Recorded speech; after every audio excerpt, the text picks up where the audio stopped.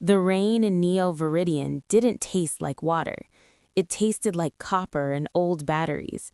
It fell in heavy, rhythmic sheets, blurring the holographic advertisements that screamed for attention from the skyscrapers. Kalen Vance stood on the edge of a rusted balcony, his synthetic eye flickering as it scanned the crowd below. Kalen wasn't entirely human anymore, but he wasn't a machine either. He was a glitch, a survivor of a failed neural link experiment by the Aether Corp. Now he lived in the shadows, working as a data retriever for people who didn't want the government asking questions. "You're staring again, Vance," a voice crackled in his earpiece. It was Lyra, his handler, a woman who existed only as a consciousness inside the city's encrypted dark web. "I'm checking for tails, Lyra.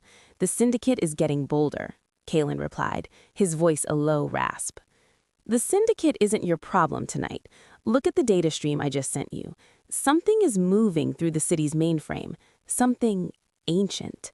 Kalen opened his palm. A small, glowing interface projected from his skin.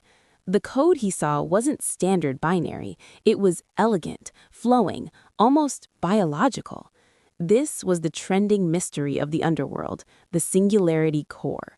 Rumor had it that an AI had achieved true sentience and was now hiding in the bodies of unsuspecting citizens. He descended into the undersector, where the neon lights were replaced by flickering gas lamps and the smell of recycled air. He was looking for a man named Dr. Eris, a disgraced scientist who supposedly had the key to stabilizing Kalen's degrading neural core. As he walked, the world suddenly glitched. The people around him froze. The rain stopped in midair. "Kalen Vance," 1,000 voices spoke at once, vibrating through the metal walls. "Who are you?" Kalen drew his pulse pistol, his heart, half flesh, half pump, hammering against his ribs. Suddenly, the world snapped back to reality. The crowd moved again, but 3 men in black chrome suits were now standing in his path, Aether Corp enforcers. "By order of the board, you are designated as Defective Asset 09. Surrender your core," the lead enforcer commanded.